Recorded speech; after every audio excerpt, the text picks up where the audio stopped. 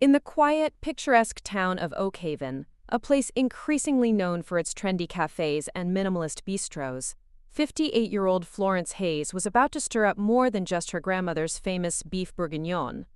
A widow for 5 years, she was seen by her 2 successful children as a relic of a bygone era, a sweet woman content with her garden and her collection of dusty, handwritten recipe books. But what began as a casual family dinner would ignite a firestorm when they dismissed her dream of reviving those recipes as a quaint fantasy. Florence, however, wasn't just a home cook. She was the guardian of a culinary dynasty, armed with generations of secrets scribbled on yellowed pages and a quiet determination forged over a lifetime of loving and losing. When her children laughed at her plan to open a restaurant, they had no idea they were dismissing a legacy, or that their mockery would be the very ingredient she needed to turn her old-fashioned recipes into a fortune, making them beg for a seat at her table. Before we jump back in, tell us where you're tuning in from, and if this story touches you, make sure you're subscribed, because tomorrow I've saved something extra special for you. The aroma of slow-braised beef and caramelized onions, a scent that had filled the Hayes family home for generations, hung in the air, thick with memory and love. The heavy linen tablecloth, a wedding gift from a half-century ago, was set with Florence's best china. A bottle of deep red wine breathed on the sideboard next to a rustic loaf of sourdough, its crust perfectly crisp, its crumbs soft and yielding. Florence stood back for a moment, wiping her hands on her apron, a familiar wave of contentment washing over her. This was her art, her connection to the past, and her gift to the future. Her son, Mark, a sharp-witted financial analyst with a sleek city apartment and a taste for fusion cuisine, was the first to arrive, kissing her on the cheek while his eyes scanned the dining room.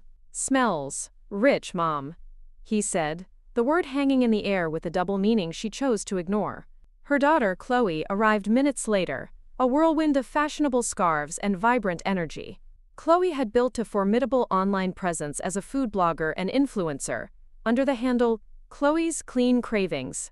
Her brand was built on kale smoothies, deconstructed salads, and the aesthetic of minimalist plating. She surveyed the table, her phone already in hand, though she didn't take a picture.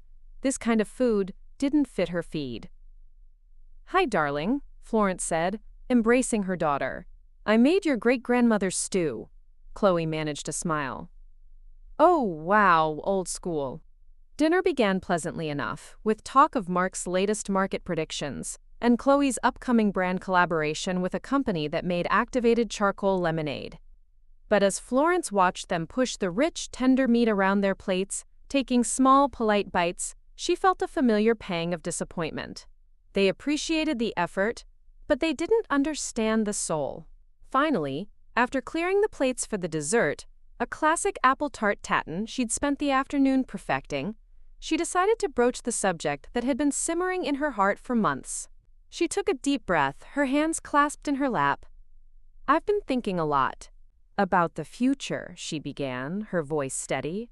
"The old diner on Main Street, the one that's been closed for years. I'm thinking of buying it." Mark paused, his fork halfway to his mouth. "The greasy spoon? Mom, that place is a teardown. What would you do with it?" "I wouldn't tear it down," Florence said, a spark igniting in her eyes.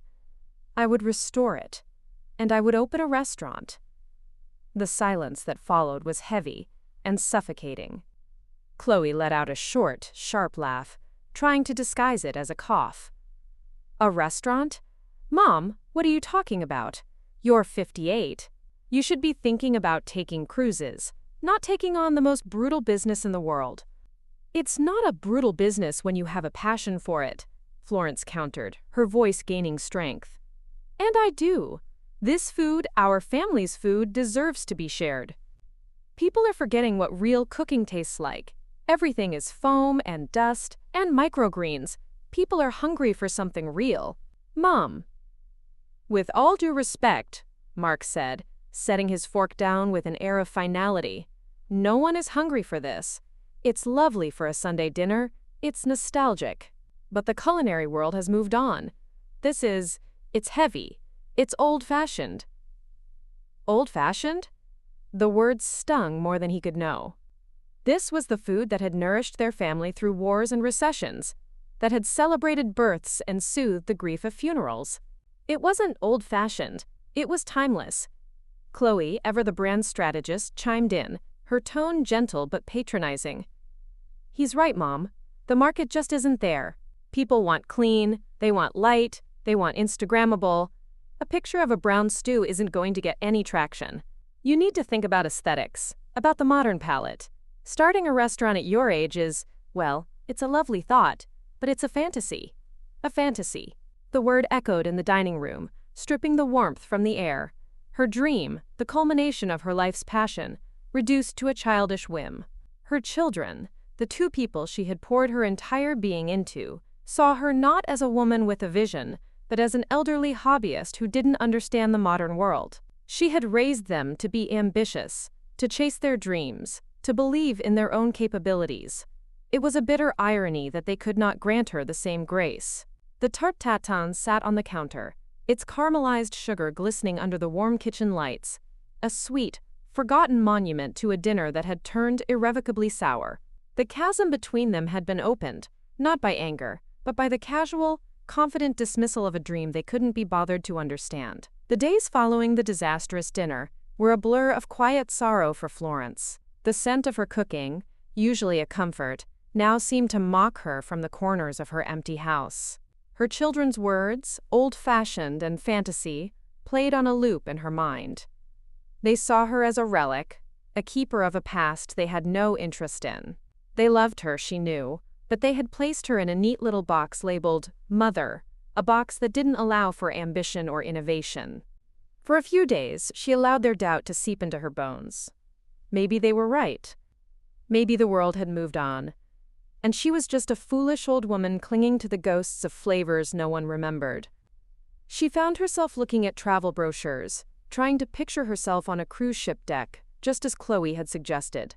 The image felt hollow, a pale imitation of a life she didn't want.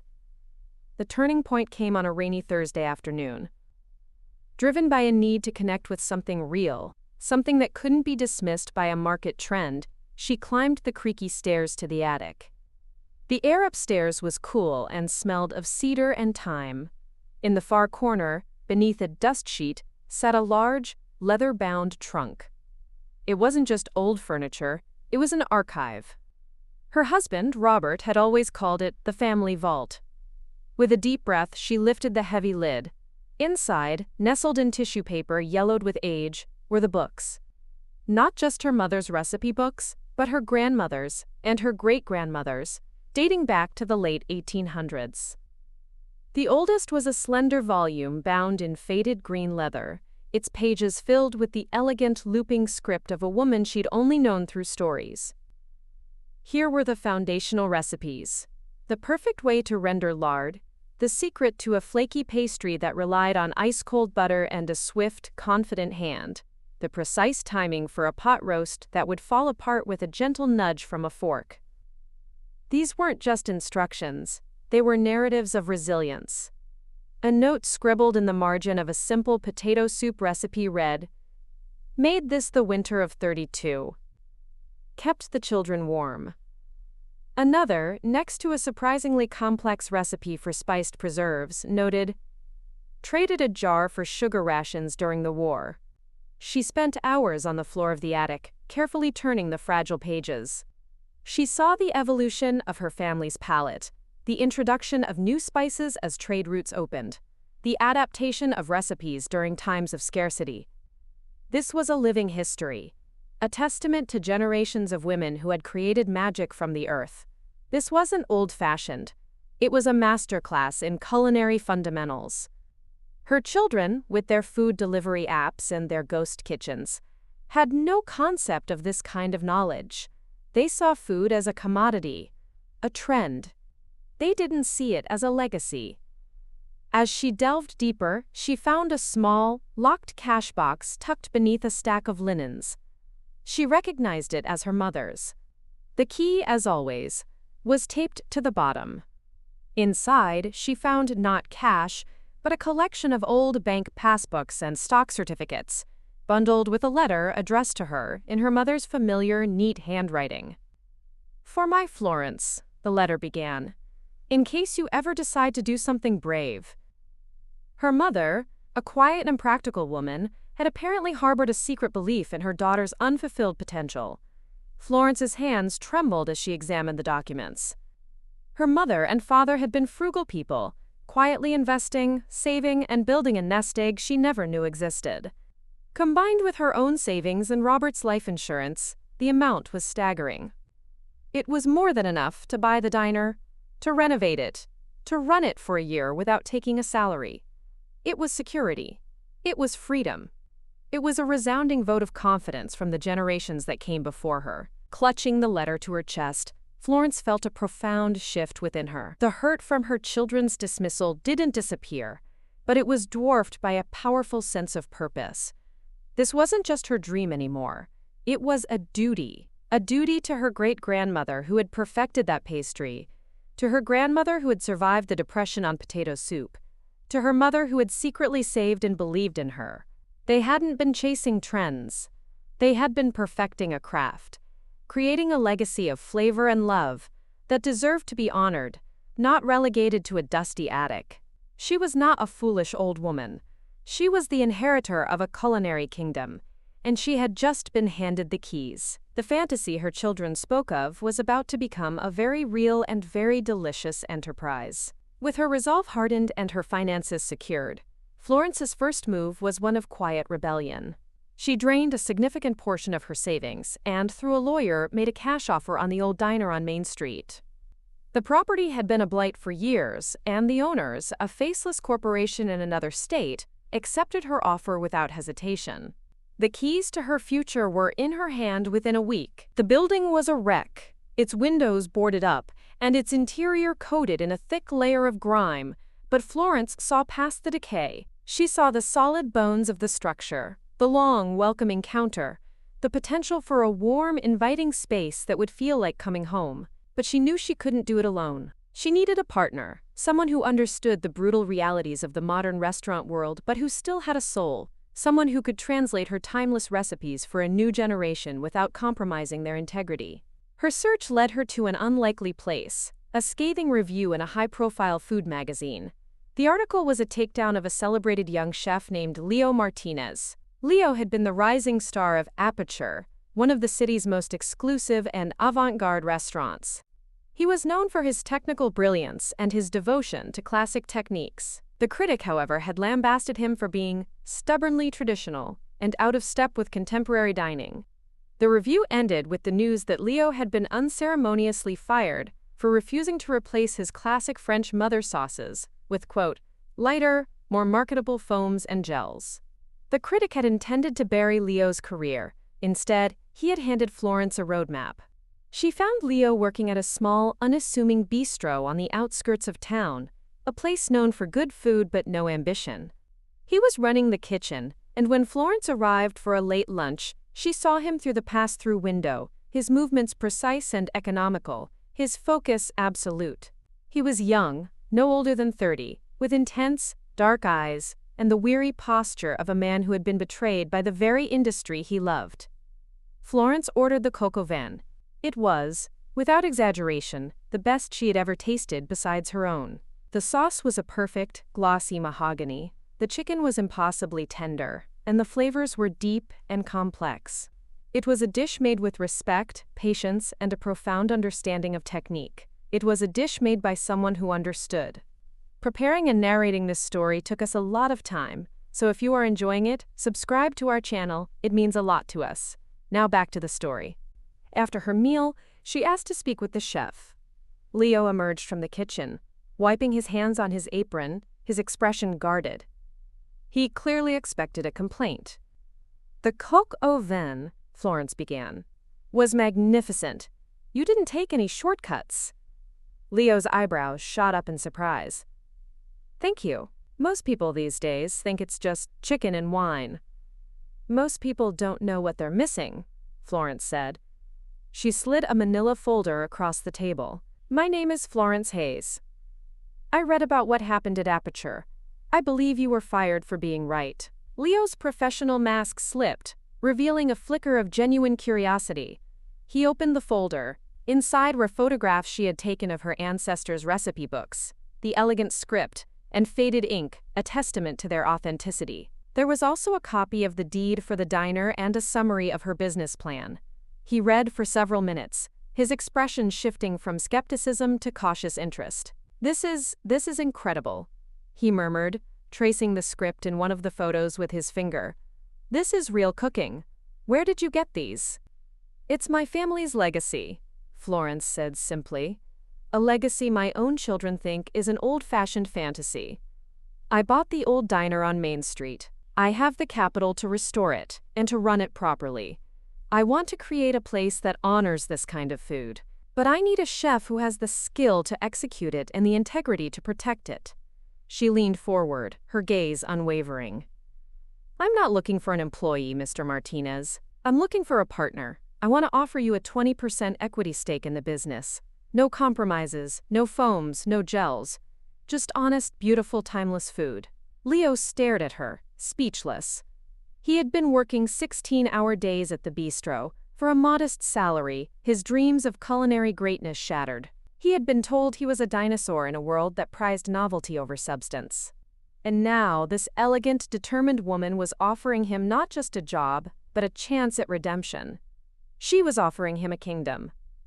"Why me?" he finally asked, his voice raspy. "There are other chefs." "Because you were fired for the right reasons," Florence said, a small, confident smile playing on her lips. "Because you, like me, have been underestimated. And because I think we both know that old-fashioned is just what people call something they no longer have the skill to create." For the first time since he'd walked out of the kitchen, Leo truly smiled. It was a smile of relief, of recognition, of hope. The alliance was forged, not in a boardroom, but over a shared plate of coq au vin and a mutual refusal to let the world tell them they were obsolete. The foundation of their restaurant was set, built on the bedrock of legacy and the fire of vindication. Of course, here is the continuation of the story, expanded to create a rich, immersive narrative suitable for a long-form video. The handshake between Florence and Leo was more than a business agreement. It was the forming of a pact to honor the past, to defy the present, and to build a future brick by brick, dish by dish. Their first official act as partners was to walk the grounds of their new kingdom, the derelict diner on Main Street. They met on a crisp autumn morning, the air smelling of wood smoke and damp leaves. The building stood before them, a sad, forgotten relic. Its sign, which once proudly proclaimed the Oakhaven Diner, was missing several letters, now reading the Oak Diner. The paint was peeling, and a large plate-glass window was spider-webbed with cracks. To any passerby, it was an eyesore. To Florence and Leo, it was a blank canvas. Florence produced a newly cut key and slid it into the stiff lock. The door opened with a groan of protest, releasing a wave of stale, musty air. They stepped inside, their footsteps echoing in the cavernous silence. Dust motes danced like fairies in the slanted beams of light that pierced through the grimy windows. The layout was a classic American diner. A long, formica-topped counter ran the length of the main room, its row of once gleaming chrome stools now pitted with rust. The red vinyl on the booth seats was cracked and faded, spilling yellowed foam stuffing like secrets. In the back, the kitchen was a graveyard of obsolete equipment.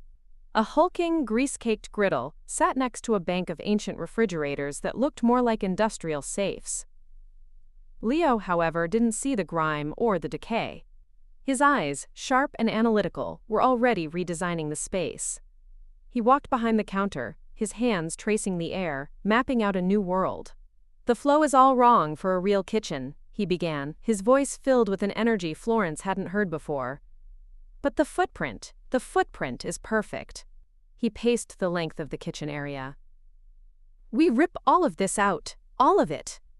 The main cook line goes here, against the back wall. 6-burner range, a plancha for a perfect sear, double convection ovens." He pointed to the corner. "Walk-in cooler and freezer here. We'll need new plumbing, new gas lines, and a modern ventilation system that could suck a napkin from the front door." It will be expensive. Good things always are, Florence said, a thrill running through her. She was watching a master at work. He wasn't just a chef.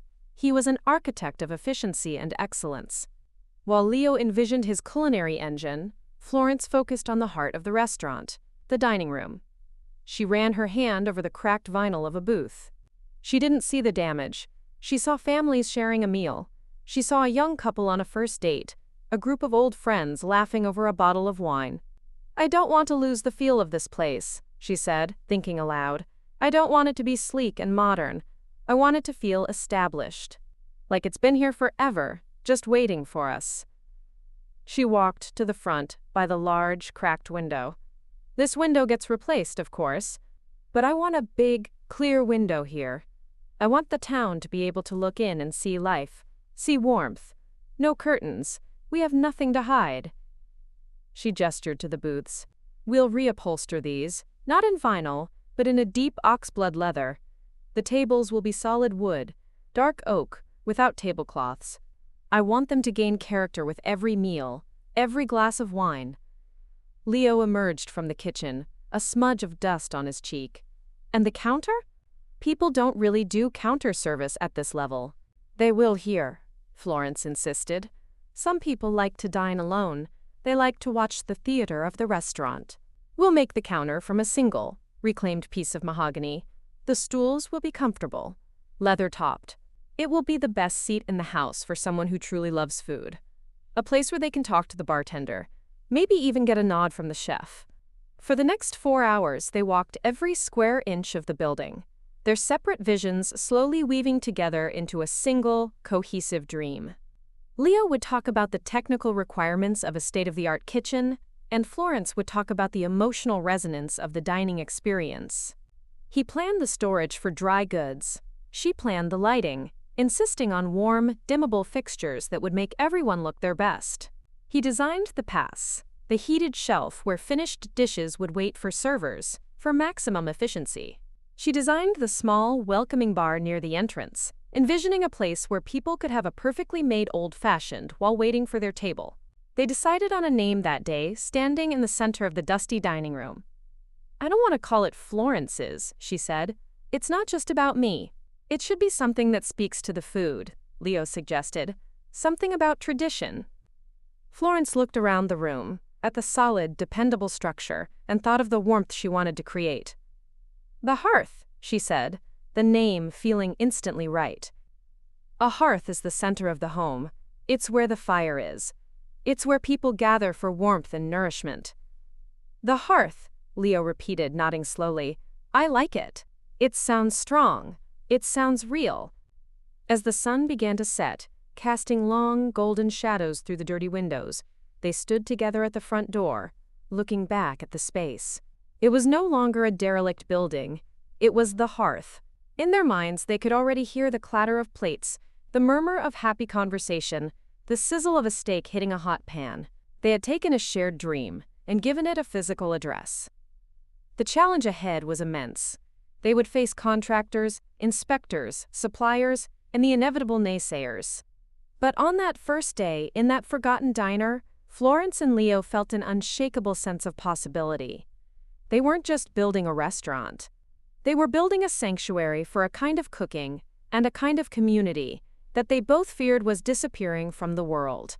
And they would pour every ounce of their shared passion and determination into its foundation. The transformation of the old diner began with a surprising fury. Within a week of Florence and Leo's initial walkthrough, a construction crew descended on the property. The "Coming Soon" the hearth sign that Florence had commissioned, designed in a simple, elegant serif font, went up, replacing the tattered banner of a long-gone real estate agent. The sound of saws and hammers soon replaced the quiet decay on that section of Main Street, a percussive announcement that something new was taking root. The town of Oakhaven, which had grown accustomed to the slow creep of gentrification with its minimalist coffee shops and yoga studios, was buzzing with curiosity. The initial reaction was a mix of nostalgia and excitement. Older residents remembered the diner in its heyday and were thrilled to see it being brought back to life. But as details of Florence's vision began to leak out, rich, classic European fare, no kale salads in sight, A different kind of murmur began. This was not the kind of trendy, health-conscious eatery that had come to define the town's modern identity. This was something else entirely. The person listening to this chatter with the most interest was Julian Croft. Julian was the undisputed king of Oakhaven's culinary scene. His restaurant, Eclat, was the jewel in the town's crown. Housed in a starkly modern building of glass and steel, Eclat was a temple of molecular gastronomy. Julian, a man in his late 40s with silver-streaked hair, a wardrobe of expensive black turtlenecks, and an air of surgical precision, had built his reputation on defying tradition. His tasting menus featured foams, spherified liquids, and deconstructed classics. He was a celebrated innovator, a local celebrity who had single-handedly put Oakhaven on the fine dining map. And he did not appreciate this sudden, unexpected challenge to his narrative. Shock. About 3 weeks into the renovation, Julian made his move. He didn't call or send a representative. He simply appeared one afternoon, gliding out of his black Tesla like a phantom. He stood on the sidewalk across the street for a long time, his arms crossed, studying the flurry of activity at the hearth. Florence, who was discussing lighting fixtures with an electrician, noticed him immediately. There was an unnerving stillness about him, an intensity that felt less like curiosity and more like a predator assessing its territory. "Who's the vampire?" Leo muttered, coming to stand beside her. He'd recognized Julian instantly from magazine photos. "That," Florence said, her voice steady, "is the competition." Julian finally crossed the street, his expensive Italian leather shoes navigating the dusty construction site with practiced ease. "An ambitious project," he said, his voice smooth and deep, but with a distinct chill. He didn't introduce himself. He assumed, correctly, that they knew exactly who he was. His eyes swept over the exposed framework of the dining room, a faint, condescending smile playing on his lips. "Quite a resurrection. I trust you've considered the challenges of this particular location." "We're aware of the work involved," Florence replied coolly, refusing to be intimidated. She had dealt with overconfident school board presidents for decades. Julian Croft was just a different species of the same animal. "I don't mean the construction," Julian said, his gaze shifting to Leo. "Leo Martinez, I read the review of your last engagement. Tragic. To be punished for an excess of classicism. It seems you haven't learned your lesson." The barb was delivered with the precision of a scalpel. Leo's jaw tightened. "I learned that some people value marketing more than flavor. I can live with that." Julian let out a low chuckle. "A noble sentiment. But nobility doesn't pay the bills. Oakhaven, you see, has a certain trajectory, a forward momentum. My patrons, the people who drive for hours to dine here, don't come for nostalgia. They come for the future of food. They come for an experience that challenges them, that pushes boundaries." He gestured vaguely at the diner's skeleton. "Beef bourguignon, however charming, is a step backward for the town's culinary reputation. It's a retreat." The sheer arrogance of the man was breathtaking. He spoke as if he were the sole arbiter of the town's identity, as if he owned its very trajectory. Florence felt the familiar steel in her spine. "I disagree," she said, her voice calm but firm. "I think people are tired of being, quote, challenged by their dinner. I think they're starved for comfort, for authenticity. They're tired of food that requires an instruction manual. We're not offering a retreat, Mr. Croft. We're offering a restoration. There's a difference." Julian's smile tightened. He had expected an amateur, a sentimental old woman playing at being a restaurateur. He had not expected this quiet, unshakable confidence. He had certainly not expected the presence of a chef like Leo Martinez, whose technical skills, he knew, were formidable, even if his palate was antiquated. "A charming philosophy," he said, preparing to leave. "It will be interesting to see how it fares in the real world." He turned to go, then paused, delivering his parting shot over his shoulder. "A word of advice. The supply chains in a town this size can be delicate. It can be difficult for newcomers to source ingredients of a certain quality. One must have the right relationships. It wasn't a suggestion, it was a threat, veiled in the language of polite concern. He glided back to his Tesla and disappeared down the street, leaving a palpable chill in the air. The construction noise suddenly seemed louder, the dust thicker. The path ahead, which had seemed so clear and bright just moments before, now felt shadowed. "Well," Leo said, letting out a long, low whistle. "He's even more of a snake in person." "He's afraid," Florence said, though a knot of anxiety had tightened in her stomach. "He wouldn't have come here if he wasn't." "He's not just afraid, Florence," Leo countered, his voice grim. "He's powerful. And he just declared war." Florence looked at the frame of her future restaurant, the dream she was building with her own hands and her mother's blessing. She had faced down dismissive children and a lifetime of being underestimated. She would not be cowed by a culinary tyrant in a turtleneck. "Then," she said, her voice ringing with a resolve that surprised even herself, "I suppose we'll have to fight back." Julian Croft was too clever to engage in open warfare. His attack on the hearth was not a frontal assault, but a campaign of 1,000 cuts, a slow, methodical attempt to bleed them dry before they could even open their doors. The war began, as he had hinted, with the suppliers. The day after Julian's visit, Leo placed a call to a small, family-run farm an hour outside of town, a place renowned for its organic vegetables and heritage breed chickens. Leo had built a relationship with the farmer, who had initially been thrilled at the prospect of supplying a restaurant committed to quality. Suddenly the farmer was hesitant. "I'm sorry, Leo," he said, his voice strained. "We've just signed an exclusive contract for our poultry.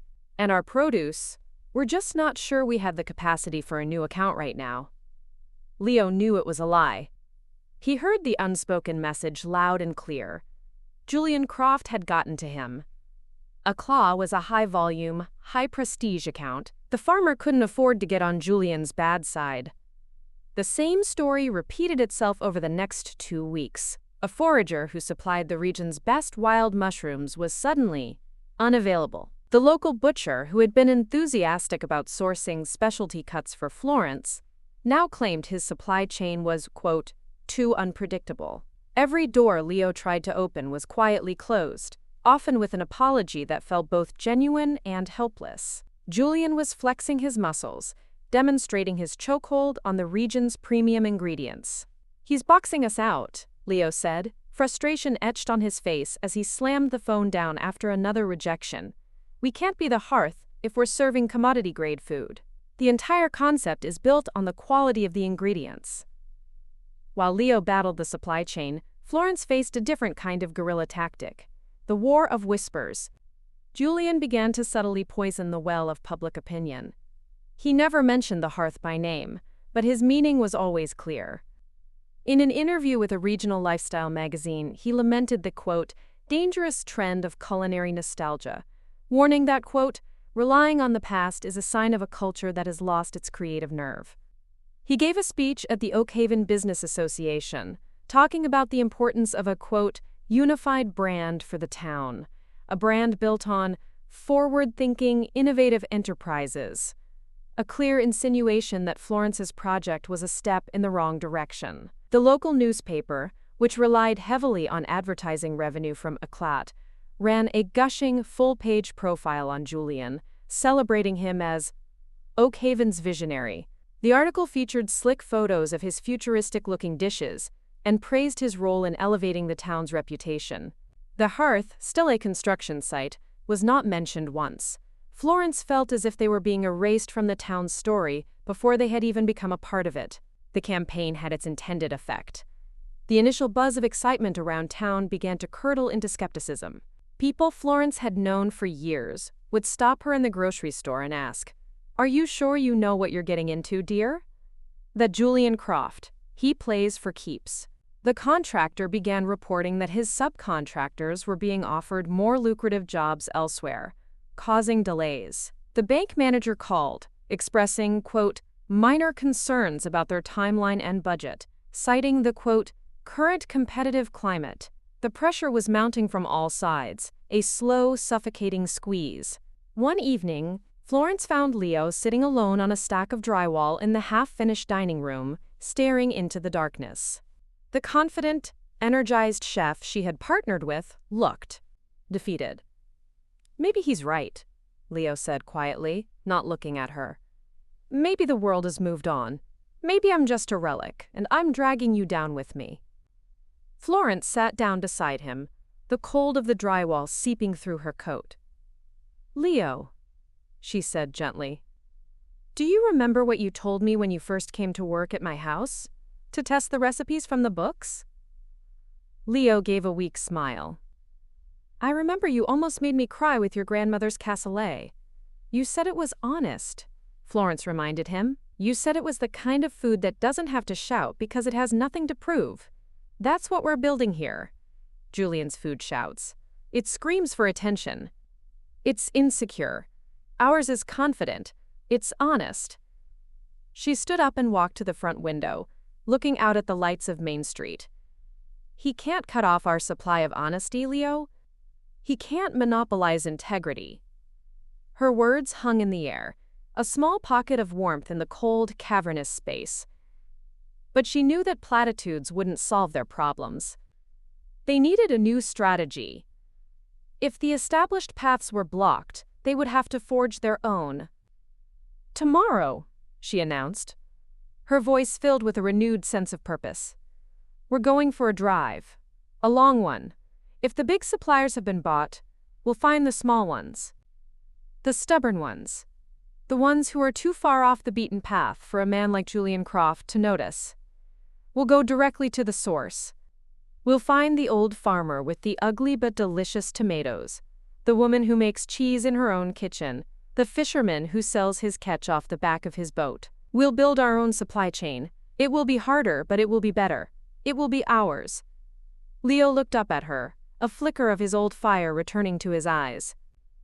He saw not a naive dreamer but a determined fighter, a general who refused to accept defeat. The war of whispers had been meant to demoralize them, to make them quit, but Julian Croft had misjudged his opponent. He had mistaken Florence's quiet grace for weakness. He had failed to understand that her connection to the past was not a liability. It was her greatest source of strength. She was the descendant of women who had made feasts from scraps and survived winters on potato soup. A culinary bully was an obstacle, not a barrier. The fight for the hearth was far from over. The journey began before dawn the next day. Florence, armed with a thermos of strong coffee and a box of her mother's buttermilk biscuits, slid into the passenger seat of Leo's beat-up pickup truck. In the back they had a cooler filled with ice and a stack of empty crates. Their map was a patchwork of local county surveys and scribbled notes from Florence's conversations with old-timers at the post office. They were on a treasure hunt, searching for the ghosts of Oakhaven's agricultural past. Their first stop, 2 hours deep into the rolling countryside, was a dead end. The farm Florence remembered from her childhood, known for its sweet corn, was now a subdivision of identical beige houses. The disappointment was a bitter pill, but they pressed on, turning off the main highway and onto the winding, unpaved roads that big delivery trucks avoided. It was here they found their first glimmer of hope. Tucked away in a small valley was a ramshackle farm with a hand-painted sign that read, "Ugly but good." An elderly man in overalls, with hands as gnarled as the heirloom tomatoes he grew, greeted them with suspicion. His name was Silas, and he had been farming this land for 60 years. He had no interest in dealing with restaurants. "Too fussy," he grunted. "Want everything the same size, same shape. My tomatoes got character." Instead of talking business, Florence talked about his tomatoes. She asked about the soil, the seeds his father had saved, the way the morning glories crept into his patch.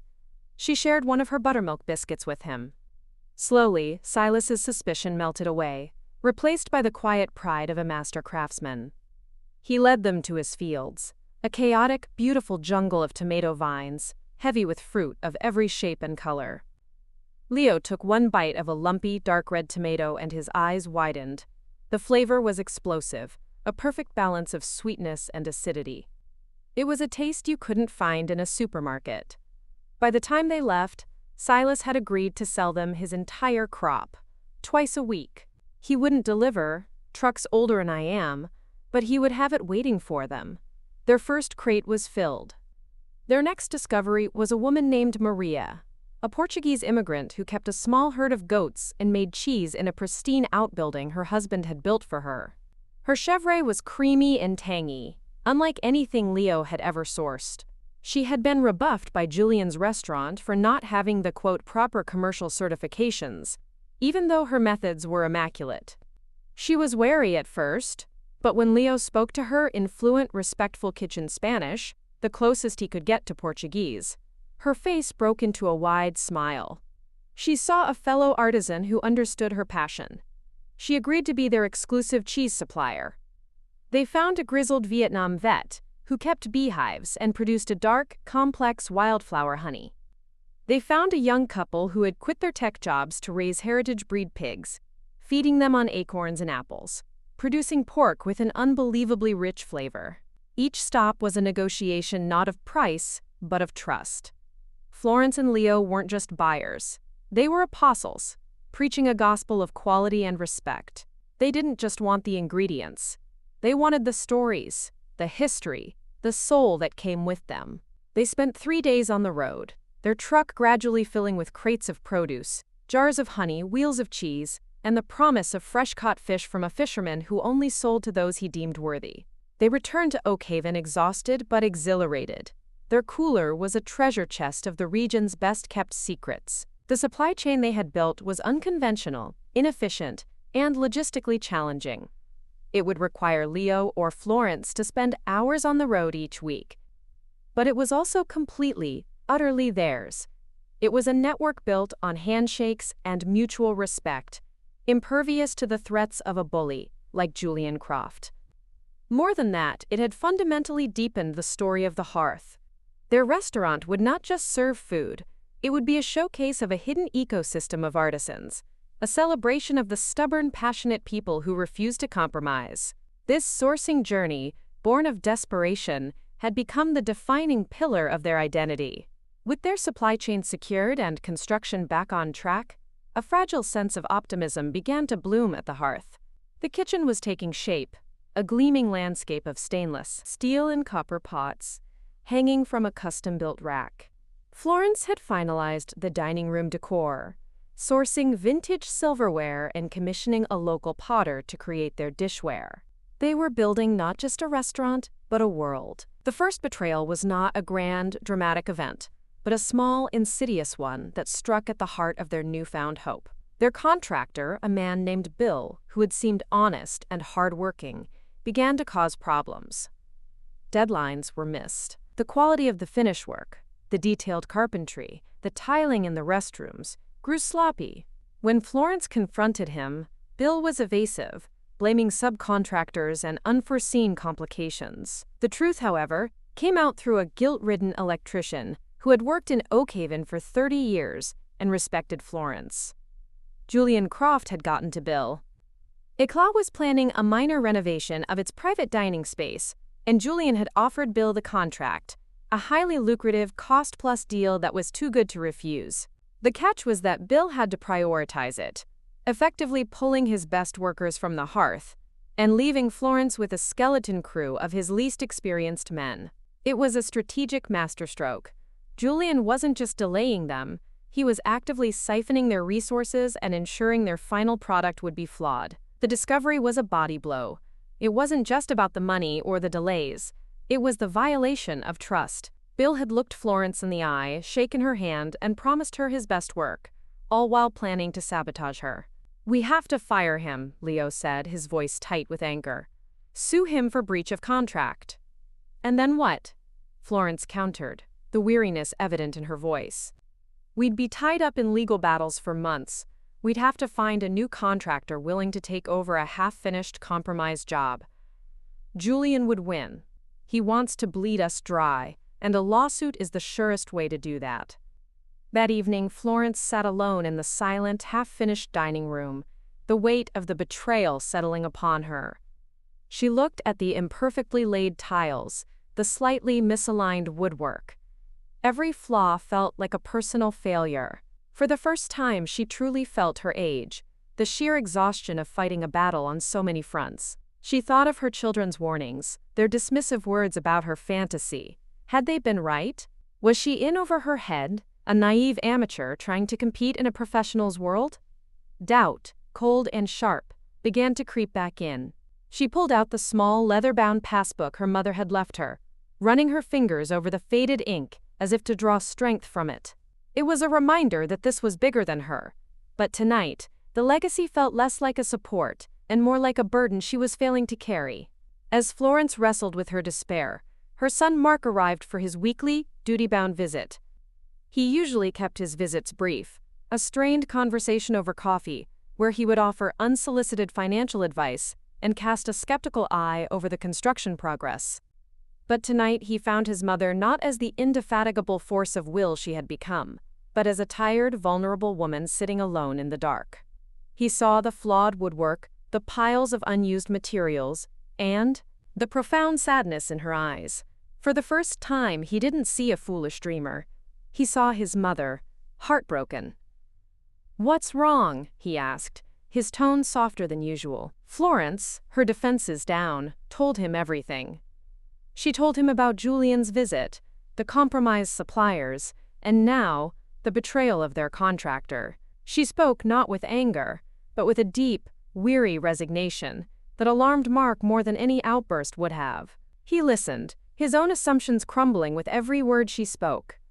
He had seen her project as a flight of fancy, an emotional reaction to his father's death. He had never considered the reality of the opposition she faced. He had never considered that her fantasy had a villain. As he listened, the financial analyst in him took over, but this time it was not to criticize, but to strategize. "You can't fire him, you're right," Mark said, his mind clicking into gear. "And you can't let him continue. So you have to leverage him." He pulled out his phone and began pacing, the way he did when he was closing a deal. "This contractor, Bill, he has a business to run, he has a reputation. Julian Croft is giving him a lucrative job, but Julian is fickle. Bill's long-term success depends on the people here, in Oakhaven."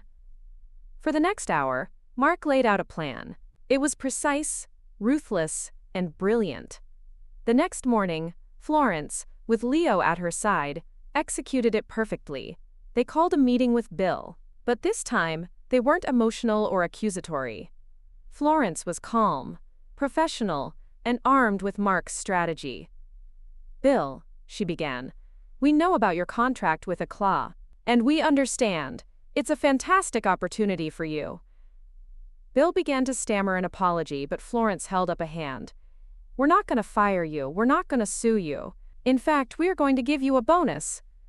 Bill stared at her, utterly baffled. "We are going to give you a 20% bonus on the completion of this project," Florence continued. "However, it is contingent on two things. First, the project must be completed by the original deadline, and the quality must be flawless. Any imperfections we've noted must be fixed at your expense. Second," she paused, letting the weight of her next words sink in, "you will provide us with a detailed, signed statement describing the exact nature of your agreement with Mr. Croft, including his stipulation that your work for him be prioritized over ours." The color drained from Bill's face. He understood instantly. She was giving him a way out, but she was also putting him in a vice. "That statement," Florence said, her voice like ice, "will remain in our lawyer's possession, unseen. A little insurance policy. If, however, the project is delayed, or the quality is not perfect, we will not only sue you for every penny, but we will also make sure that statement becomes public knowledge. We'll ensure that every potential client in this county knows that your word is for sale to the highest bidder." It was a checkmate. Bill could not afford a public scandal. He certainly couldn't afford a lawsuit on top of losing the Eclat contract. His best and only option was to finish the hearth, quickly and perfectly. He agreed to all of her terms, his face a mask of defeated sweat. That afternoon, the hearth was once again swarming with Bill's best workers. The flawed woodwork was ripped out, the tiles were relaid, and the project moved forward with an efficiency that was breathtaking. Florence looked at Leo, a slow smile spreading across her face. The victory was sweet, but as she called her son to thank him, she realized something more profound had happened. "How did you know that would work?" she asked. "Mom," Mark said, and for the first time in years, she heard genuine admiration in his voice. "You may know food, but I know sharks. And Julian Croft is a shark. It's time someone started fighting him in his own language." In that moment, the chasm between them began to close. Her son, who had dismissed her dream, had just become its most unexpected and effective protector. With the construction finally complete, and the specter of Julian Croft temporarily at bay, a new kind of energy filled the hearth. It was the electric hum of anticipation, the focused, quiet intensity that precedes a grand opening. The space was transformed. The dining room was a symphony of dark wood, rich leather, and warm, glowing light. The copper pots in the gleaming kitchen reflected the faces of the small, hand-picked team Leo and Florence had assembled. They hired servers who were warm and intuitive, not just automatons who could recite specials. They hired a young, passionate bartender who crafted classic cocktails with the precision of a watchmaker. They hired dishwashers and bussers and paid them a living wage, a rarity in the industry. Florence insisted that every member of the team, from Leo down to the person who polished the silverware, was a vital part of the story they were telling. The weeks leading up to the soft opening were a whirlwind of training and preparation. Leo ran his kitchen with the intensity of a drill sergeant and the patience of a Zen master. He taught his young cooks the secrets of a perfect sear, the feel of a properly reduced sauce, the timing of a delicate piece of fish. There was no shouting, only quiet correction and a shared pursuit of perfection. Florence, meanwhile, schooled the front-of-house staff. She didn't just teach them the menu. She taught them the stories behind the food. They learned about Silas and his ugly tomatoes, about Maria and her goats, about the generations of Hayes women who had perfected these recipes. "You are not just servers," she told them, her voice resonating with the authority of her years as a principal. "You are hosts. You are welcoming people into our home. Every guest should leave feeling not just full, but cared for." The most important part of the preparation was the menu tasting.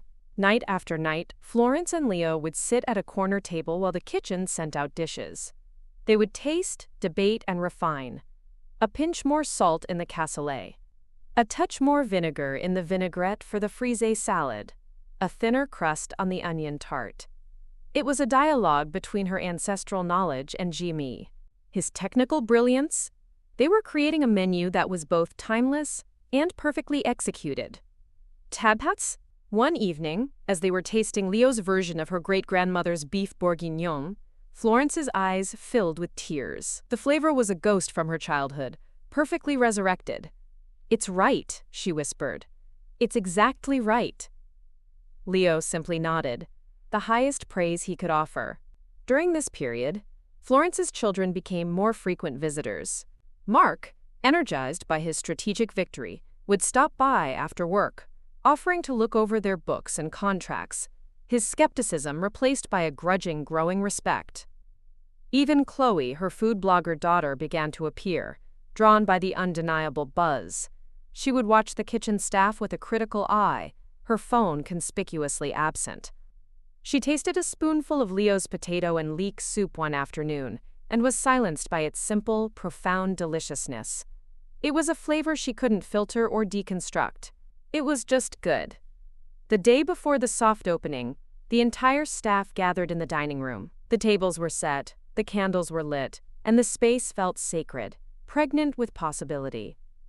Florence stood before them, not as a boss, but as a matriarch. "Tomorrow," she said, her voice thick with emotion, "we open our doors, we will be judged, we will be scrutinized. But none of that matters. What matters is what happens in this room. We are not in the business of selling food. We are in the business of creating memories. Let's go make some beautiful ones." The calm was over. The storm was about to arrive. Mater Gafina, the soft opening of the hearth, was not a grand public affair. It was an intimate gathering, a thank you to the people who had built it. The guest list was small and carefully curated. The construction workers who had finished the job with such care, Silas and his wife, Maria the cheesemaker, the beekeeper, the young pig farmers. Florence's children, Mark and Chloe, were there, seated at a table with their own families. And, in a move that surprised everyone, Florence had invited Bill, the contractor who had betrayed and then redeemed himself. The moment the doors opened, the restaurant came to life. The space, which had been a dusty construction site for so long, was filled with the warm murmur of conversation and the gentle clinking of glasses. The air was fragrant with the sense of roasting meat, fresh bread, and melting butter. Florence, dressed in a simple but elegant black dress, moved through the room, her face glowing. She was not playing the role of restaurateur. She was simply the host of the most important dinner party of her life. Leo's kitchen performed like a symphony orchestra. Dishes emerged from the past with breathtaking beauty and precision. The frisée salad was adorned with a perfectly poached egg whose yolk bled like liquid gold. The seared scallops sat atop a parsnip puree, so smooth it was like velvet. The main event, the beef bourguignon, arrived in small, individual cast-iron pots, its aroma silencing the tables it passed. Mark, the hardened financial analyst, took one bite of the stew and closed his eyes. It was the taste of his childhood, but elevated, perfected. It was the flavor of his mother's love, distilled onto a spoon. He looked across the table at Florence, who was chatting with Silas, and he finally understood. This wasn't a fantasy. This was her masterpiece. Chloe, the trend-chasing food blogger, was having an even more profound revelation. She watched as people, real people, not just influencers, reacted to the food with genuine, uninhibited delight. No one was taking pictures for Instagram. They were talking, laughing, connecting. They were sharing an experience.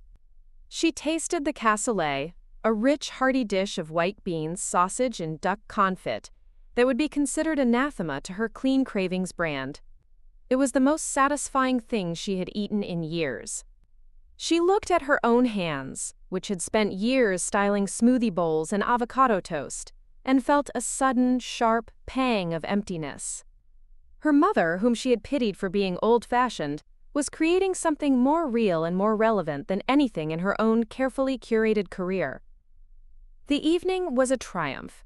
Silas, the gruff farmer, was moved to tears when he saw his ugly tomatoes celebrated in a simple salad with Maria's chèvre and the vet's dark honey.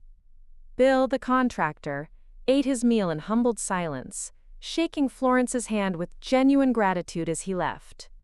As the last guests departed, leaving behind the happy wreckage of a wonderful meal, the staff gathered in the kitchen. Leo, who had been a silent, intense force all night, finally allowed himself a small smile. He raised a glass of wine. "To the hearth," he said, his voice thick with emotion. Florence looked at her team, at her children who were helping clear tables, at the beautiful room filled with the ghosts of happy memories just made. They had done it. They had weathered the storms, fought the battles, and built their sanctuary. But as she looked out the large front window onto the quiet streets of Oakhaven, she knew their biggest test was yet to come. The real world and its king, Julian Croft, were waiting just outside their door. The hearth opened to the public 2 days later, and the response was immediate and overwhelming. Word of mouth from the soft opening had created a feverish buzz. The phone rang off the hook with reservation requests. The dining room was filled every night with curious locals who had been watching the construction for months. They came expecting a nostalgic diner, and were stunned to find a world-class restaurant, serving food that was both comforting and revelatory. Julian Croft watched this unfolding success with a mixture of disbelief and cold fury. He had underestimated Florence completely. His attempts to strangle her project had failed. In fact, they had seemed to make her stronger.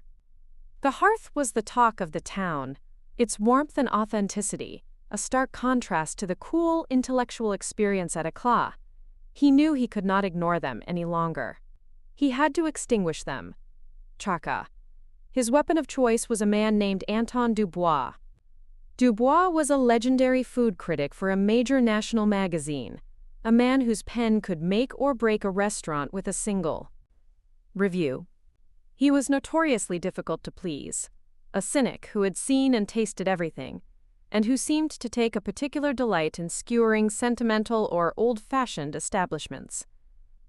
He was the critic whose scathing review had cost Leo his job at Aperture. Julian, who had a long and carefully cultivated relationship with Dubois, made a call. He didn't ask for a bad review. He was too smart for that. He simply painted a picture of the hearth as a quaint but misguided vanity project, a sentimental folly, run by an amateur and a disgraced chef. He knew that for a man like Dubois, that was more than enough to set the tone. 2 weeks after their public opening, on a busy Tuesday night, Anton Dubois walked into the hearth. He was not recognized at first. He was a small, unassuming man in a rumpled suit, dining alone at the bar, the very seat Florence had envisioned as the best in the house. He ordered methodically, testing the kitchen with a range of dishes: a simple soup, a complex braise, a delicate piece of fish. The staff, unaware of who he was, treated him with the same warmth and attentiveness they showed everyone. Chintumled, it was Leo who recognized him first. He saw the face in the reflection of a copper pot, and his blood ran cold. He felt a wave of nausea, the ghost of his past humiliation rising up to haunt him. He immediately went to Florence, who was in her small office paying invoices. "He's here," Leo whispered, his face pale. "Dubois, he's at the bar." Florence's heart hammered in her chest. This was it. The ultimate test. All her hard work, her mother's legacy, Leo's redemption, it all came down to this one man's opinion. For a moment she felt a surge of panic. Then, she looked past Leo, into her bustling, happy dining room. She saw her team working with grace and purpose. She smelled the honest, beautiful food coming from her kitchen. She took a deep breath. "Then we will cook for him," she said, her voice calm and clear. "We will cook for him exactly as we cook for everyone else. We will not change a thing. We will not send him special dishes. We will not give him special treatment. We will stand or fall on the truth of who we are." She walked out of her office and took her place at the host stand, her presence a quiet message of confidence to her staff. She instructed the bartender to pour Mr. Dubois a glass of their best Armagnac, on the house, a simple gesture of hospitality, not of fawning. For the rest of the night, a tense, unspoken drama played out. The kitchen executed each dish with flawless precision. The servers moved with quiet grace. And at the bar, Anton Dubois ate and drank and watched everything. His face an unreadable mask. When he was finished, he paid his bill in cash, left a standard tip, and walked out into the night without a word, leaving a profound and terrifying silence in his wake. The week that followed was agonizing. Every morning, Florence and Leo would scour the internet, waiting for the review to drop. The staff, now aware of who had been in their midst, worked with a nervous energy. The uncertainty was a heavy blanket over the restaurant's daily hum. Florence found it hard to sleep, replaying every moment of Dubois' visit in her mind. Had the soup been warm enough? Was the lighting too bright? The review was published online on a Friday morning. Florence was in her office when Leo burst in, his phone in his hand, his face ashen. "It's out," he said, his voice barely a whisper. He couldn't bring himself to read it. He just handed the phone to Florence. Her hands trembled as she took it. The headline alone made her heart stop. An accidental masterpiece. How a 58-year-old widow and a disgraced chef saved the soul of American dining. She began to read aloud, her voice shaking at first, then growing stronger with every word. Dubois did not write a review. He wrote a love letter. He began by recounting his visit to Éclat the night before, describing Julian's food as technically brilliant, emotionally bankrupt, a series of culinary puzzles that left the diner impressed but unfed. Then, he described his experience at the hearth. He didn't just praise the food, he understood it. He wrote about the, quote, profound, audacious honesty of a perfect beef bourguignon in an age of foams and gels. He described Florence's dining room not as old-fashioned, but as, quote, timeless, a sanctuary from the tyranny of the new. He wrote about the service, noting that he was treated not as a critic to be placated, but as a, quote, who had found a welcoming fire. The most powerful passage was about the legacy. I was told this was a sentimental project, he wrote. It is not. It is a work of deep, generational knowledge. In every bite of a perfectly rendered sauce, one can taste the accumulated wisdom of mothers and grandmothers. Mrs. Hayes is not replicating the past. She is curating it, proving that some things are too valuable to be forgotten. In a world obsessed with disruption, the hearth dares to suggest that the most radical act of all might be preservation. He ended the review with a simple, stunning declaration. I came to Oakhaven to see the future of food. I was surprised to find it in a lovingly restored diner, a place that reminded me not only of what food can be, but of what it should be. The Hearth is, quite simply, the most important new restaurant in America. When Florence finished reading, the office was silent. Tears were streaming down her face. Leo was leaning against the wall, his head in his hands, shaking with silent sobs. It was not just a good review, it was a vindication. It was a complete and total validation of everything they had fought for. Within an hour, their world exploded.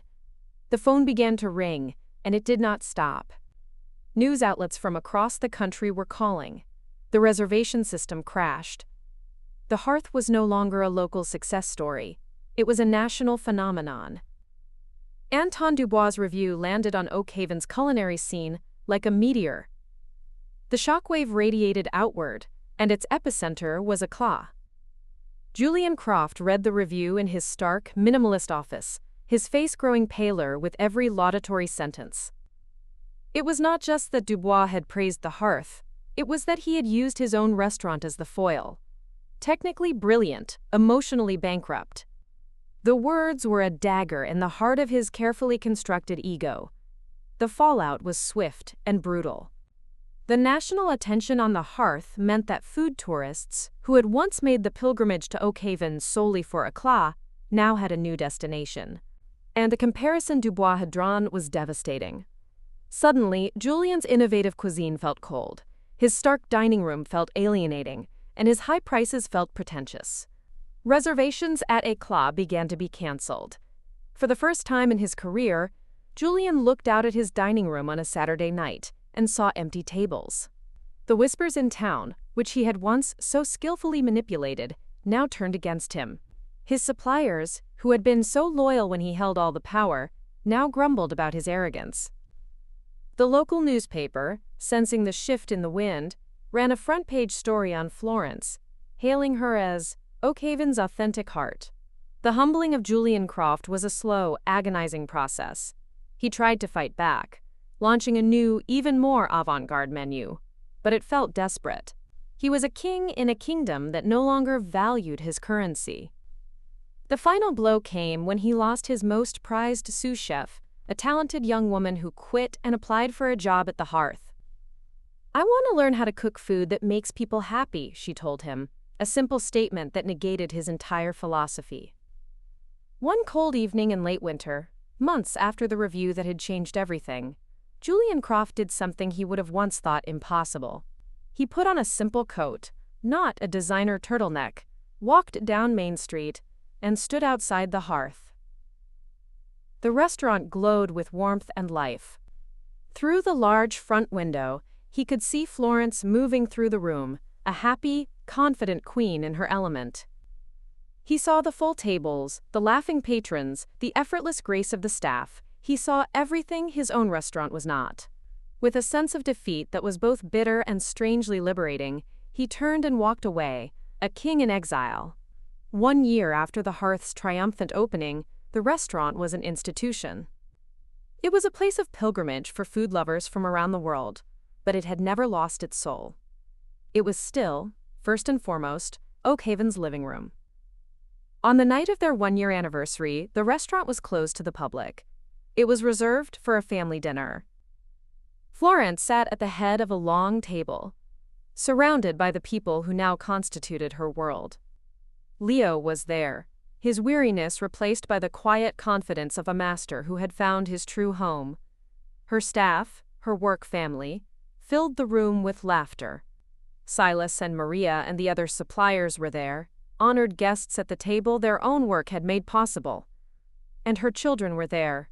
Mark, now the volunteer CFO of the Hearth, had discovered a passion for helping small, sustainable businesses. He had quit his high-pressure corporate job and found a more fulfilling, albeit less lucrative, career. Chloe, in the most surprising turn of all, had shut down her Clean Cravings blog. She had enrolled in culinary school, starting from the beginning, learning the classic techniques she had once dismissed. She now spent her weekends in the Hearth's kitchen, a humble apprentice under Leo's watchful eye, documenting her family's recipes not for clicks, but for posterity.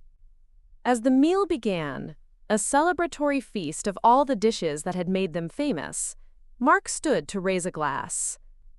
"To my mother," he said, his voice thick with emotion as he looked at Florence, "who taught us that it's never too late to start over, and that the most valuable things in life aren't new, they're just timeless."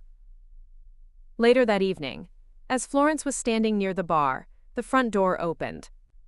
A man stood there hesitantly, a lone figure in the doorway. It was Julian Croft. He looked thinner, less imposing. He approached Florence, his eyes not meeting hers. "I don't have a reservation," he said quietly. "I know you're closed, but I was hoping I could just try the beef bourguignon." Florence looked at the man who had been her fiercest enemy. She saw no trace of the arrogant king, only a humbled chef who wanted to learn something. She smiled, a genuine, compassionate smile. "Of course, Julian," she said, and led him to a small, quiet table in the corner. She went back to the kitchen herself, ladled a steaming portion of the rich, dark stew into a bowl, and carried it out to him. He ate it in silence, slowly, thoughtfully. When he was finished, he looked up at her, and for the first time she saw something genuine in his eyes. "Thank you," he said. It was more than a thank you for the meal. It was an admission, a concession, a surrender. Florence returned to her own table, to the warmth of her family, both blood and chosen. She looked around the room, at the legacy she had not just preserved but resurrected. Her children's laughter mixed with the clinking of glasses. Her ancestors' recipes were not just being remembered, they were being celebrated, creating new memories for a new generation. The journey had been a battle, but the victory was sweeter than she could have ever imagined. She had been mocked for her old-fashioned recipes, but in the end, she had proven that love, integrity, and a perfectly braised piece of beef were things that would never go out of style. The years that followed the anniversary were ones of steady, quiet growth, not just for the restaurant, but for the lives it had touched. The Hearth became more than just a dining destination. It evolved into a beloved institution, a cornerstone of Oakhaven's identity, proving that its success was not a fleeting trend but a deeply rooted phenomenon. Florence, now in her 60s, gracefully transitioned from the hands-on daily manager to the soul and conscience of the establishment. She no longer worked the floor every night, but her presence was always felt. She spent her afternoons in the kitchen garden they had established behind the restaurant, tending to the herbs and specialty vegetables, her hands in the soil. She mentored young chefs who came from all over the world to do a stage at the Hearth, teaching them not just technique, but philosophy. Her greatest joy was the educational program she founded in partnership with the local schools. Twice a week, children would visit the Hearth not just for a meal, but for a lesson in where food comes from, learning to make bread from scratch, or to tell the difference between a store-bought tomato and one ripened on the vine from Silas's farm. She had, in a way, returned to her first calling as an educator, her restaurant becoming her new classroom. Hebawade. Leo Martinez found the peace that had long eluded him. With Florence's blessing, he opened a small sister bakery next door to the Hearth called The Crumb, where he perfected the art of sourdough, croissants, and the rustic pastries from Florence's ancestral books. It was a smaller, less intense operation that allowed him to focus purely on his craft. He married Maria the cheesemaker, and their combined passion for artisanal food created a small but powerful dynasty of quality. He remained the executive chef of the hearth, but he had groomed a successor from within, a young woman who understood the restaurant's ethos completely, ensuring its culinary excellence would continue for another generation. Mark, Florence's son, discovered that his skills with numbers could be used for more than just corporate gain. He established a small consulting firm that specialized in helping small-scale farmers and food artisans like Silas and Maria create sustainable business models. He helped them navigate loans, expand their operations responsibly, and connect with other restaurants that were inspired by the hearth's success. He had, in his own way, created a supply chain of integrity that now serviced a dozen restaurants across the state.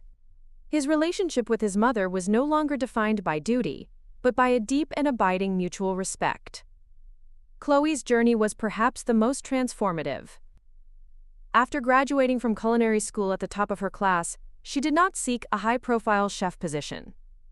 Instead, she returned to Oakhaven with a singular purpose.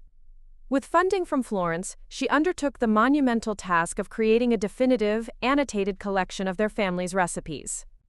She spent years traveling, researching, and testing, tracing the origins of dishes and documenting the stories of the women who created them. The resulting book, The Hayes Family Legacy, was a masterpiece, part cookbook, part history, part memoir. It became a bestseller, not because it was trendy, but because it was real. It did more than just share recipes. It taught people how to find the story in their own family's food. And what of Julian Croft? After his humbling visit to the hearth, he disappeared from the culinary world for nearly 2 years. He sold Éclat, which, under new ownership, became a steakhouse. He traveled, reportedly working in humble kitchens in rural France and Italy, relearning the fundamentals. He returned to Oakhaven a changed man. He opened a small, 20-seat restaurant in a quiet corner of town. It had no name on the door. He cooked simple, elegant, traditional food. He worked with Mark to source his ingredients from the local network. He never regained his former fame, but he earned something he'd never had before, the quiet respect of his peers, and a dining room filled with people who loved his food. He and Florence were not friends, but they shared a nod of understanding when they passed on the street, two veterans of the same war, who had found different kinds of peace. One sunny afternoon, nearly a decade after the hearth first opened its doors, Florence was sitting on a bench in her garden.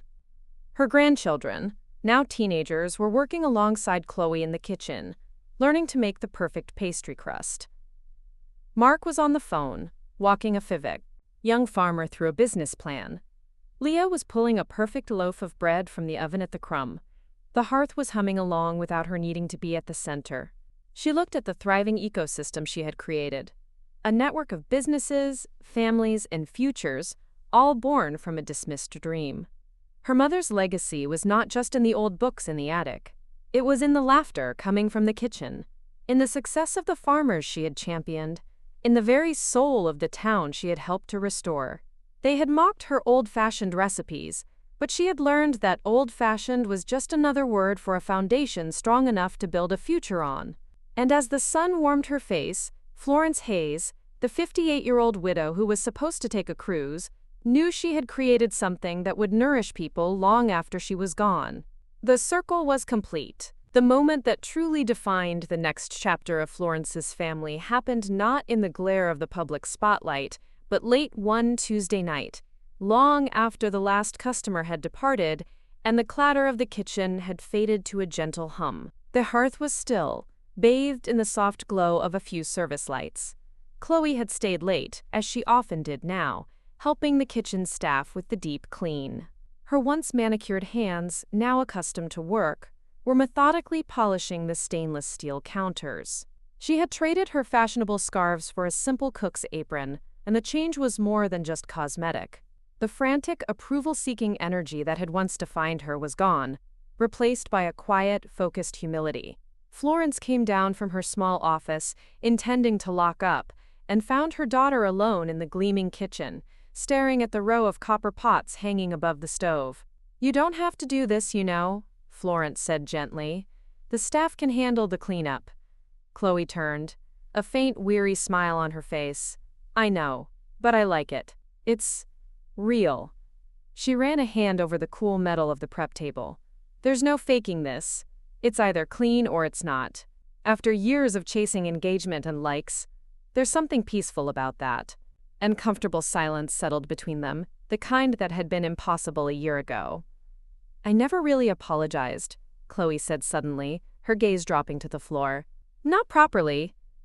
Chloe, you don't need to. No, Mom, I do, she insisted, finally looking up, her eyes shining with unshed tears. I apologized for being wrong about the restaurant. But that wasn't the real problem. I was wrong about you. She took a breath, the words tumbling out as if they had been held back by a dam. I spent my entire career telling people how to live, what to eat, what was good and what was bad. I built this whole identity around being an expert.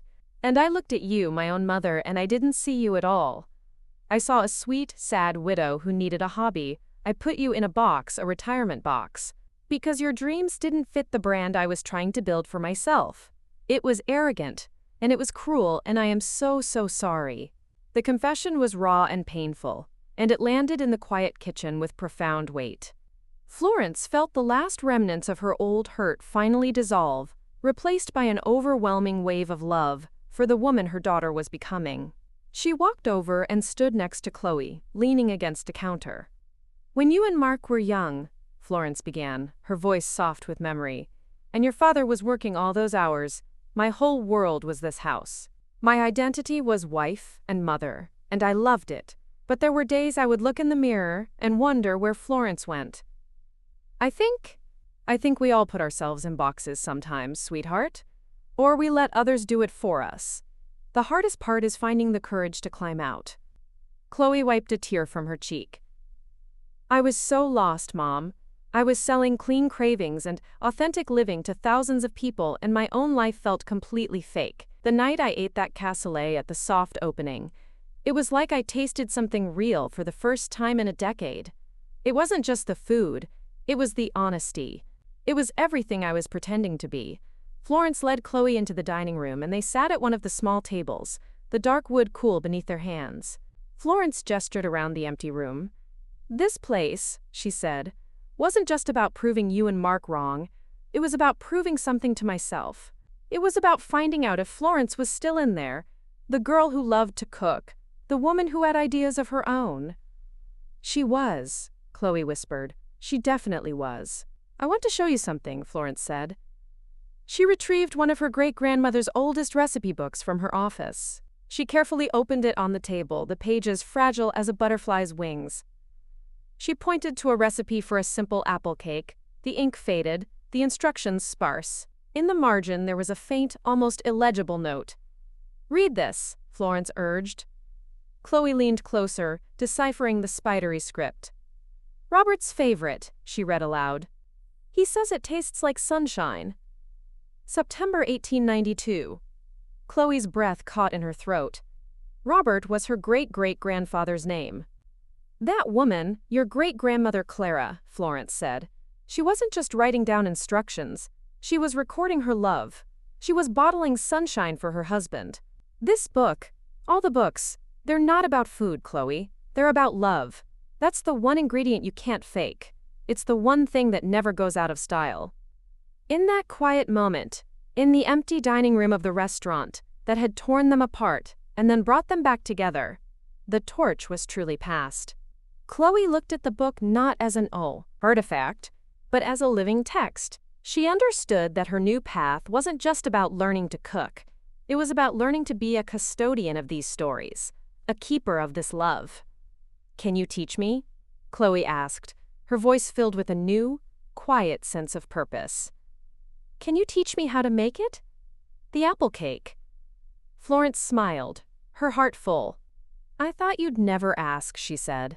We'll start tomorrow. Before I learned how to properly truss a chicken, I knew how to stage a photograph of one. For 5 years, I was the creator of a popular food blog you may have known. My life was a brightly lit, carefully curated collection of images. Vibrant green smoothies, jewel-like pomegranate seeds scattered just so over a quinoa salad, and artisanal toast that cost more than a full meal. I was an expert in the aesthetics of food. I now realize, an amateur in everything else. Food, for me, was about control. It was about clean lines, negative space, and a list of ingredients that were more virtuous than they were flavorful.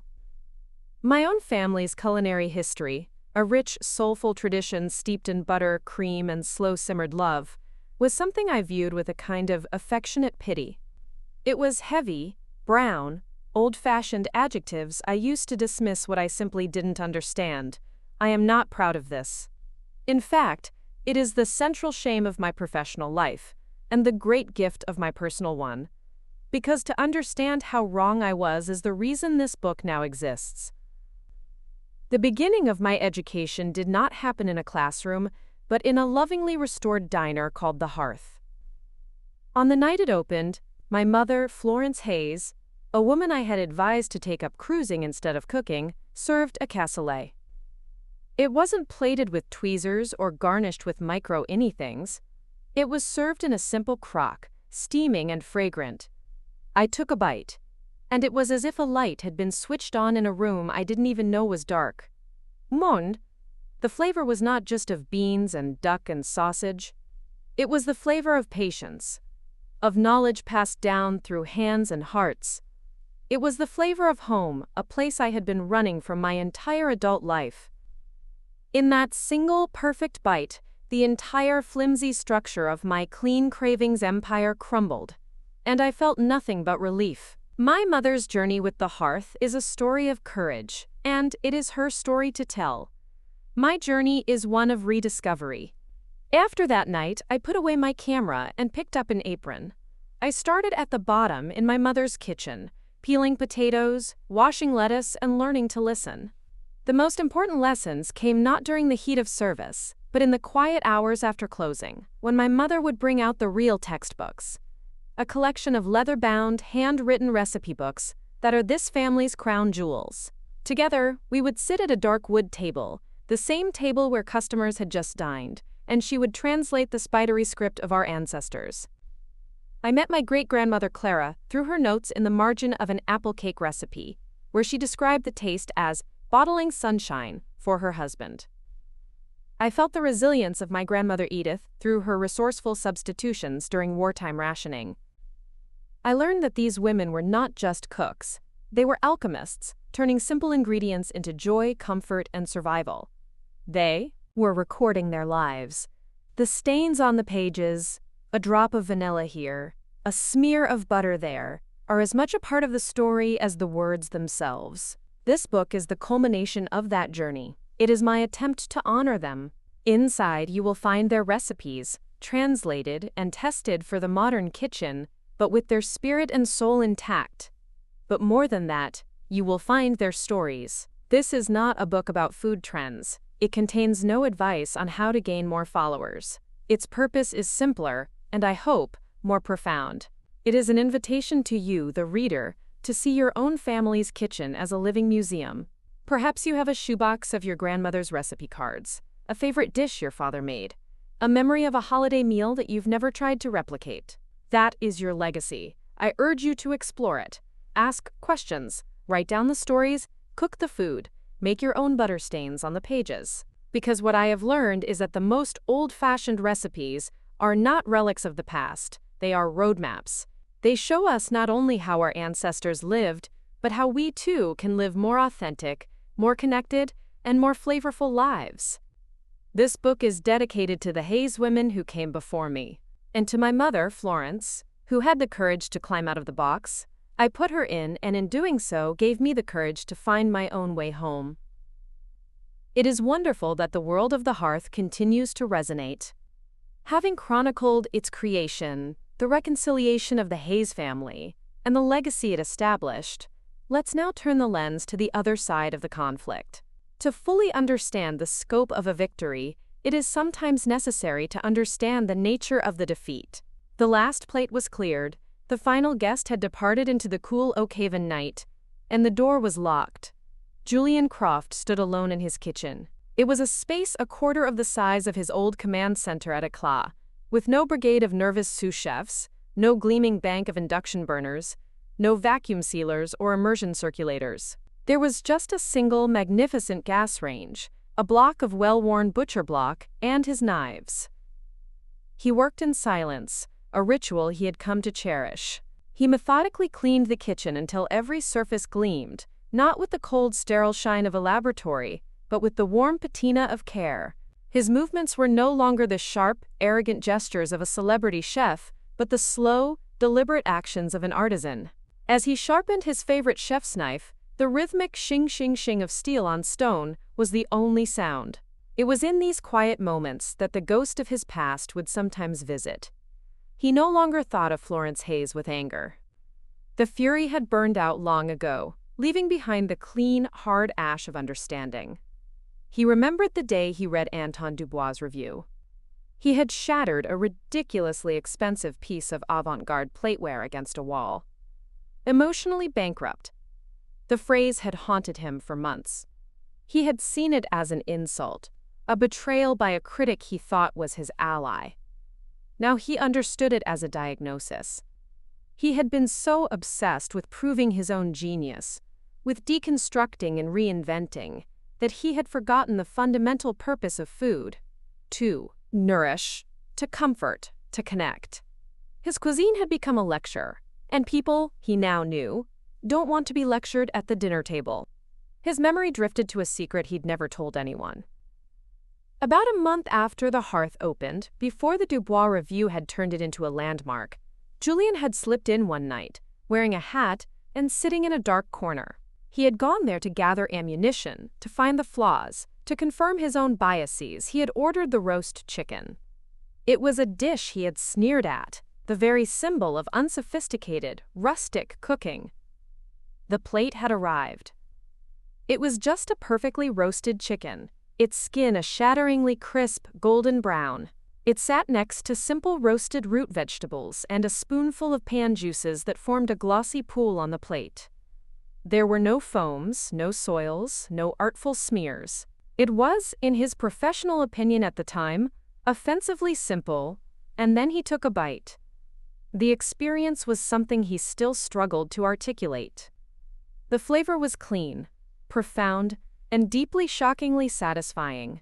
He could taste the quality of the bird, the sweetness of the carrots, the earthy thyme, the richness of the butter.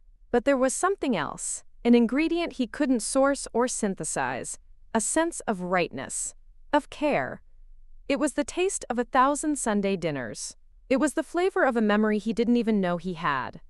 He had finished the entire plate, paid in cash, and left in a state of profound confusion. That simple roast chicken had dismantled his entire culinary philosophy more effectively than any bad review ever could. It wasn't a challenge to his skill. It was a challenge to his soul. Shing, shing, shing. The knife was now razor sharp. He tested the edge against his thumb, a flicker of his old precision. He had once dismissed Florence as a quote, sentimental old woman. The irony was that her sentimentality was a source of power he could never access. His own culinary knowledge was intellectual, acquired from books and stages in famous kitchens around the world. Hers was ancestral, passed down through blood and memory. He had tried to fight her with global trends and sophisticated techniques, failing to realize he was bringing a laser to a battle against a mountain. She wasn't just a competitor, she was a force of nature, rooted in the very terroir of the place he had only ever tried to dominate. He put the knife away and banked the pilot lights on the stove. He looked around his small, nameless restaurant. He served only 20 people a night. He had no accolades, no magazine features. His income was a fraction of what it once was.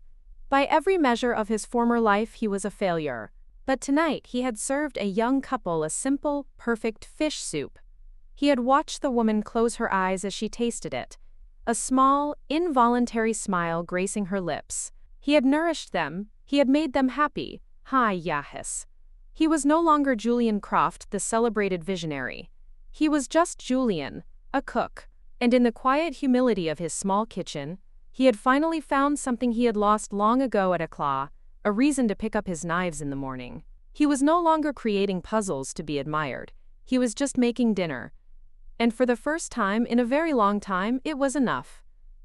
Kitchener. Up next, you've got two more standout stories right on your screen. If this one hit the mark, you won't want to pass these up. Just click and check them out. And don't forget to subscribe and turn on the notification bell so you don't miss any upload from us.